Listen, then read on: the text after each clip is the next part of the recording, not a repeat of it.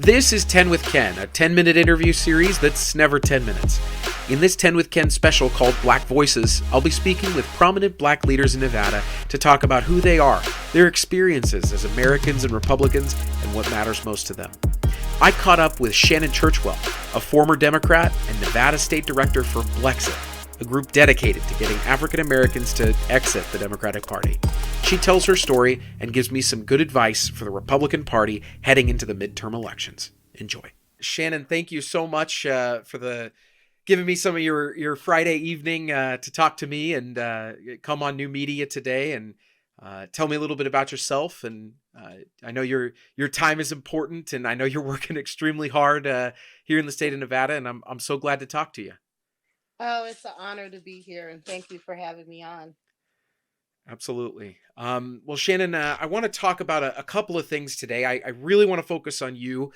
Shannon, can you tell our listeners who you are, what your title is, if you will, in your organization, and what your main goals are?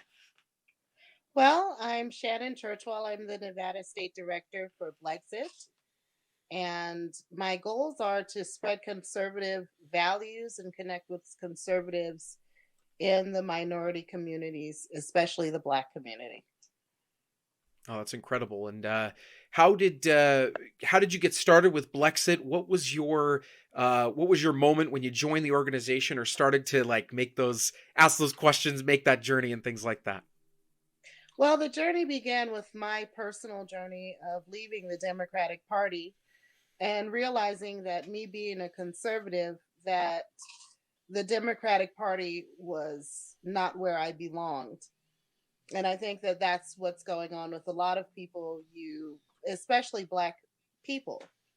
They are conservative, but they have been pressured to stay in the Democratic Party. And for a long time, I said, well, I'll meet my people where they're at, which is in the Democratic Party, and try to promote conservative values. And that didn't work. As you see, the party has gotten horribly more progressive and liberal. And I just looked around one day and I said, I don't belong here and I'm not going to keep staying here. That my people need to meet me where I'm at, which is which is not in the Democratic Party. And so that began my journey. I found out that BLEXIT was looking for a state director, and I interviewed for that and I was hired.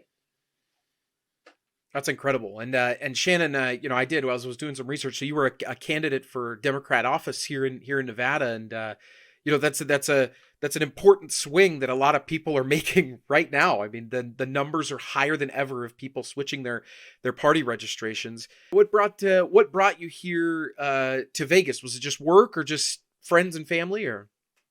No, I was researching Vegas when I was on the East Coast, but because of my family, I ended up in Oregon. Mm-hmm. And when I decided that Eugene was just a little too laid back for me, Sure. then I said, California is too high. Let me try what I think would be a happy medium. Because Vegas is relatively a small place, but it has the entertainment and the activities that someone that's a big city person would enjoy. So I look at Vegas as like the best of both worlds. I do. It's the I'm a complete born and opposite raised. of Oregon, where everything's green and Mm-hmm. everything's bald here, you know. So I'm it's just the born and raised opposite. in Yeah, I'm born and raised in Vegas, and so I've grown used to the amenities and the 24/7ness of Vegas. Of going restaurants not closing at 9:30 p.m. You know what I mean? It's nice. It's a beautiful place to live. And so you're here in Las Vegas, and you found BLEXIT. What were some of the you talked about the Democratic Party moving away from you. What were some of the issues that sort of brought you to leave the party? What were some of those defining issues for you that had you Well, made the change and joined BLEXIT? one of the things I've always supported was school choice. And I think that people who are in elected office should support anything that's going to encourage an education of our youth, because they're the future. And they just so vehemently uh, are opposed to it. And I just think that it's political. Why? You know, you have a few party leaders that's dictating to everyone else what they should vote for, even if you're in elected office. They demand that you support what the few who lead the party tell you to support. So you have people that don't have the guts to support school choice, even though they personally support it and their constituents would support it. So that's one thing. The party in general, it encourages dependency on government. And I think as African Americans, we really need to move away from any dependency on government. We need to do for ourselves. We need to educate ourselves, innovate, invent, just be more prosperous. And you can't be prosperous living off of a government check and depending on the government for things. Nothing to do. No, absolutely. I school choice is a very close to home subject for me. I mean, I was born and raised in the public school system here in Clark County, and it's very very sad. I know a lot of teachers, I know a lot of parents that just want those options, want to tie funding to students instead of just a broken school system. And it seems like exactly what you're talking about, of it's a political decision. It's not the right decision for students. It's we are beholden to these teachers unions and these big bureaucracies instead of helping kids. And I think that's important for every parent. Yeah, it really is. And I do support breaking up the CCSD. I do support taking the limits off of the amount of charter schools. And I do support, tying the funding to the children so more children can take advantage of private schools and whatever that funding could be used for to educate that child. But in Absolutely. general, the Democratic Party is trying to move towards a socialist communist type of party. That's not what I'm about. I'm not for that. I think that people should work and contribute. Able mind and bodies should be working and contributing to society instead of hating the rich. Most rich people were poor. Most rich people, if you look up statistically, they were poor and they worked themselves up. Microsoft started out in a garage, from my understanding. Amazon started off selling books. So a lot of people, I love looking at people's success stories. The Hilton brand started out with one strip hotel.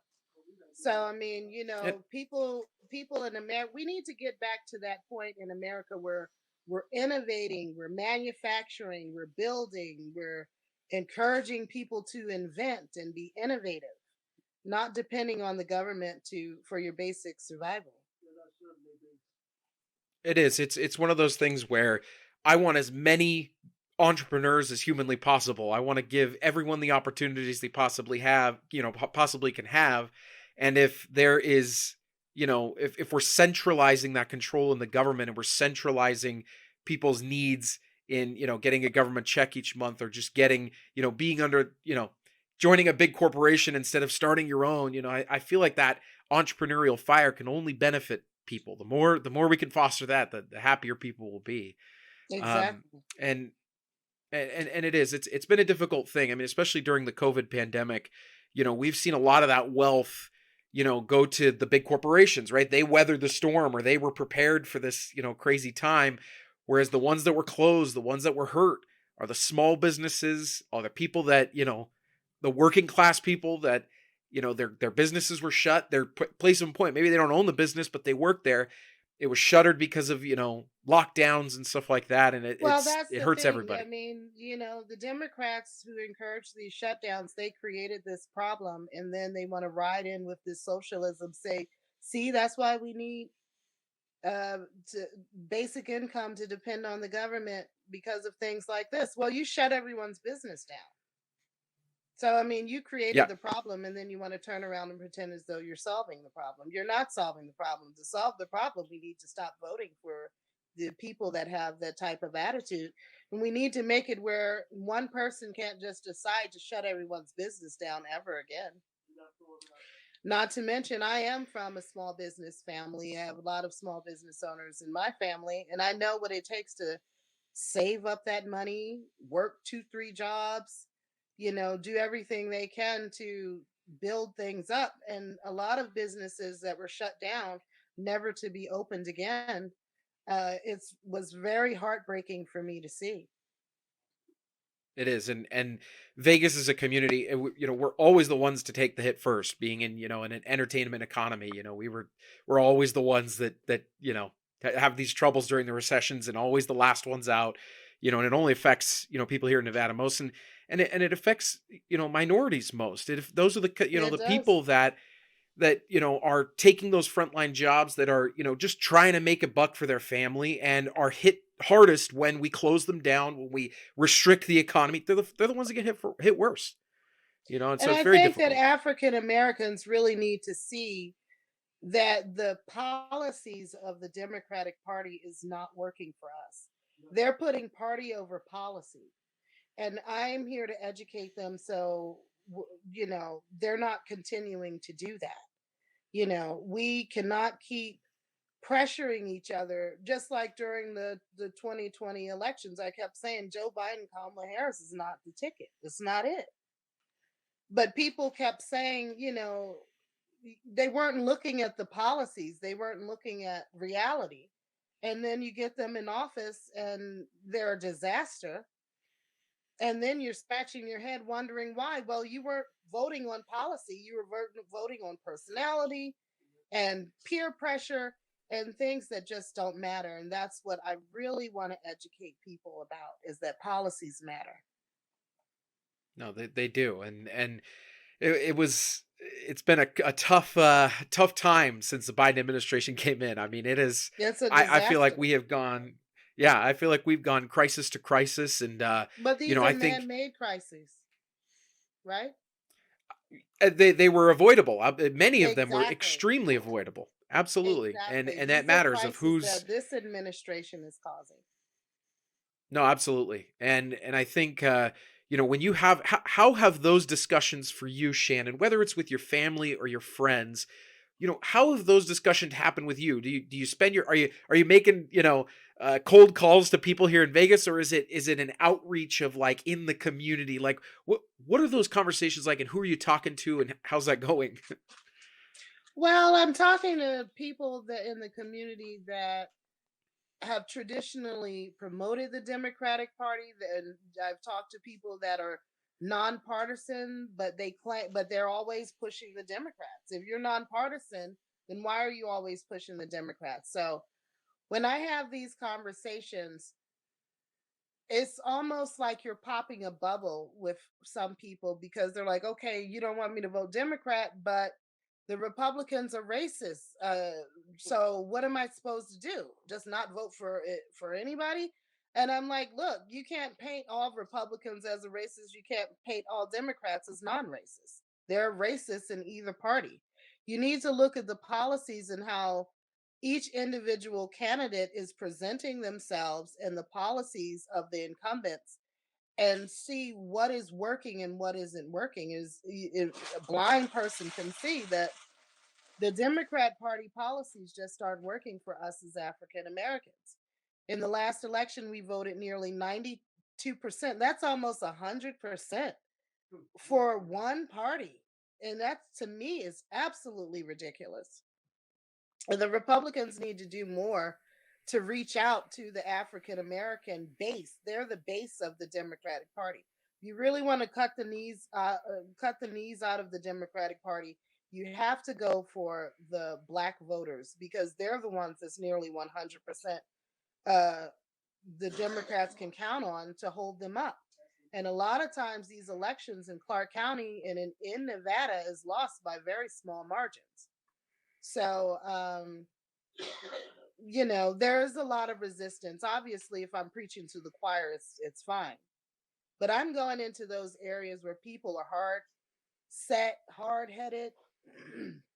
They understand, they relate to what I'm saying, but they can't wrap their minds around voting for a Republican.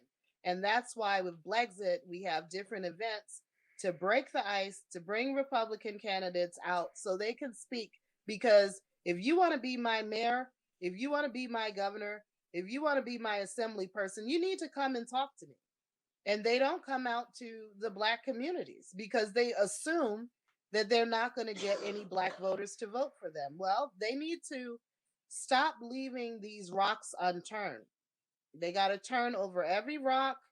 They've got to solicit every voter that they can possibly get, because it all adds up in the end. And so a lot of Black people are conservative. They just want to know that it's okay to vote Republican, and that's what we're trying to get them to understand. It's okay to vote on policy and not just have that peer pressure to stay Democrat. It is, and there's a couple of super important points you talked about. Is which number one is showing up. I think half the time the Republican campaigns or the Republican elected officials, they don't show up because they're like, oh well, I can go to this safer room, I can go to this safer place where I know they're going to clap after I talk. That's not how we're ever going to break through. That's not how we're ever. And there are I 100% agree with you that there are receptive voices in that room who are waiting for somebody to give them the license to say, well, Shannon's Black and a Republican. Shannon made the switch, and she's fighting for freedom. I agree with you that we have to show up, and we're not showing up at all in most cases. And they've actually done a little bit of a better job recently. I've noticed that the national GOP and the state GOP have been in certain places. They've been in rooms that they weren't in 4 years ago, 6 years ago. So it's getting better, but we need to move quickly because this is a very important moment. And then another thing you hit on was cities, of just, you talk about your mayor, you talk about your city council person. Like if I were, a member of the Black community here in Vegas, I'd go, those are the people I care about most. Those are the ones that I look at how, what's happening in this city. And if I live in deep North Las Vegas, and granted, it's had some good mayors, I like John Lee, all that kind of stuff, but we need more leadership at that city level. And I think Republicans could really win by helping us, kind of turn around cities, which is why I love school choice. That's a part of turning around a city, but more than that, and getting them into those rooms for the city. Well, they have to come and speak to the people, because you can't expect someone to vote for you and you don't come and bother to say hi. Yeah, exactly. Have a policy conversation or discussion. So, I mean, that's right. If you don't bother to come and say hi at minimal, then you can't expect someone to cast their ballot for you. If you're not, if you want to be my mayor, come talk to me. Don't Shannon, I gotta go everywhere else. I got a list of Republican candidates I need to send you. I'm just going to send you their contact info. You're going to call them. Okay. I'll try to, just say, hey, go talk to Shannon. So I'll try to see if I can get some people. Yeah. I'd love that. And that's actually, my next sort of thing is, Shannon, can you tell us a little bit about what BLEXIT events and initiatives are going on right now for somebody listening to this? Number one, how do they get involved? And when's your next sort of thing that they can do? Well, I want people to become a member of BLEXIT. If you support promoting conservatism and conservative values to the minority communities here in Nevada, go to blexitfoundation.org and click on the Nevada chapter, become a member. We have exciting things coming up. February is Black History Month. We're going to have a Black Art Expo. That would be a great opportunity for some conservative candidates to come out and speak and to learn more about BLEXIT. We just have different initiatives, feeding homeless drive that we're going to do in February as well. We have tutoring for children that are failing in school, so we want to try to catch them up. So we do different community outreach things, and we have different events. And each month we have at least 3 things that we do. So awesome. I want you to start sending me those. I want to get those out to people and make sure they know. And you were telling me you have a show. You said you're going to be on a show or have a show. Can you tell me a little bit about that and how people can listen to that when that starts? Okay, well, it's Conservative Coffee. It's a morning show. It's with Mac Miller and myself. And it's going to air on 88.1 FM KCEP right here in Las Vegas Valley. And it's basically, you could look at us as the Howard Stern and Robin of the conservative movement. So we're going to get on the radio airwaves and just stir things up, challenge people's perspectives, and get people to really get those conversations going because it's super important. No, absolutely. I'm so happy for you. That's going to be great, and I hope you have the best conversations. You do stir that up. That's great news. Yeah, we already Um, have some people that want to come on that wants to uh challenge us in our perspective. So it's going to be pretty heated and it's going to be great. Awesome. I hope it is. Shannon, I got two more things for you. The last thing I kind of want to ask you is, our movement. It doesn't focus enough on growing. I think we do a lot of base service here in the Republican Party of people that have been Republicans their entire life are just real happy. Um, Shannon, how do we grow our movement, and what do you think we need to do to get more Republicans, not necessarily just minority Republicans or Black Republicans, but how do we get more Republicans in the party? What would you do if you're in charge? What would you say we need to be doing right now to get that number up? Well, I think you need to reach out more to and this is of all races, those people who are disenfranchised with the way the Democratic Party is going, um, the nonpartisans that lean Democrat or have traditionally leaned Democrat that are not satisfied, the working class people, the people who believe in education and working. And that accounts for a lot of people. And you need to streamline your message so that you're touching them right in their hearts, right in their homes, right in their wallets. So when you start talking about think common sense and compassion, that resonates with so many people. And I would just do more outreach in that regard. Like I said, don't leave any stone unturned. There are people who have been Democrats their whole life that can change, and the Republicans need to do more outreach now more than ever. I believe that school choice is one of those issues that touches it just touches everybody.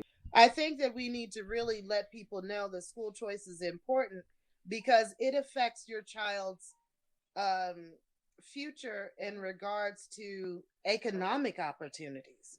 So you have, I've always believed that for poor people, education is a pathway out of poverty. So there are people that whose children are not getting a good education. What kind of earners are they going to be in the future? How does that Absolutely. affect the family when your child turns 20, 21 years old? They're working a minimum wage job because they don't have a good education. And the next thing you know, they're bringing another child into it. Just creates generational poverty when you don't have a basic level of education. And It so is. people It's can the great really, starter, right? yeah, I mean, it's not so much you want to use that word school choice, but you just want to really let people know you're choking the life out of children's futures because they're not going to be prepared to make money in the future. If you barely know how to read and write, it's rare that It somebody is. barely knows how to read and write that become Well, super wealthy and successful. It's rare. and incarceration rates are a really good indicator of education. Exactly. That the more education someone has, even a tighter indicator than even race. Everybody always talks about over incarceration. It is a huge problem, but education could just take a huge chunk out of that incarceration. That those rates go down the more education someone has. It's a successful education, and so that's this great advice. I hope that our candidates will focus on issues that, like you said, touch their hearts, touch their pocketbooks, more than some of these side issues that the media want us to talk about instead of the real issues that are going to affect actual people. Heading into this election this year, and so Well, I appreciate that, Shannon. Yeah, one of the things also I could give as an advice to conservative candidates who are Republican is the media wants to control the narrative to paint them as a racist party. That way they keep their base in line. Well, if you're coming into the communities, coming to BLEXIT events, really reaching out, then that dispels that myth. because you're not afraid to, or you're not ignoring this constituency. You want to be their mayor, you want to be their governor, and you're willing to come and mingle and listen and share ideas. So that is a definitely something that the Republicans need to do more of. Absolutely. Be there, show up. Yeah, be there. Yeah, exactly. And, those handshakes and those, hellos do matter. That retail politics of shaking a hand and saying hi and introducing yourself and giving a business card. It's just, Republicans, I love you were talking about policy, and policy is important. But to me, what has impacted the campaigns I've worked on and the campaigns that, I've helped is being in those rooms, like you said, and just smiling and being like, okay, I don't know if that guy's a Republican or Democrat, but I liked him or, her, I like that person because I met them. And I think that's more retail politics is a good advice, especially heading into this year. Exactly. And so Shannon, every guest I have on, I kind of ask this question. I want to know, what are you reading right now? What are you watching? What's the entertainment when you're not, pounding the pavement for BLEXIT? What do you put on your, streaming device or on your, your books? What media are you doing right now? I have a little lineup of things that I want to watch on Netflix that I'm trying to go through them little bit by little bit. I like the Nigerian TV shows that they have on Netflix. There's a series called You that I have in Netflix.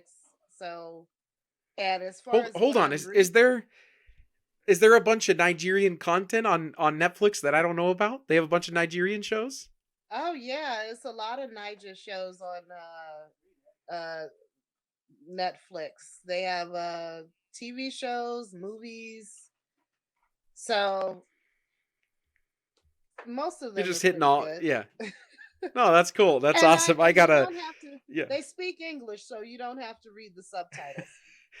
Okay, so I don't have to go and do Google Translate or whatever. Okay, that's good. Mm-hmm. No, that's very cool. I love that. I learned something new today. They got a bunch of Nigerian TV shows on Netflix. So, Shannon, that's what I have for you today. I'm so glad I could talk to you. You provide a very unique perspective. BLEXIT is an organization that's just doing great work in the community of, like you said, making those connections. And I wish you all the success in the world in that. And maybe we'll have you come back on ahead of the midterms, and hopefully all the candidates have talked to you and things are going great. That's what we're hoping for. So yeah, exactly. I can't wait to meet everyone and just get them in front of people, and they have to take it from there.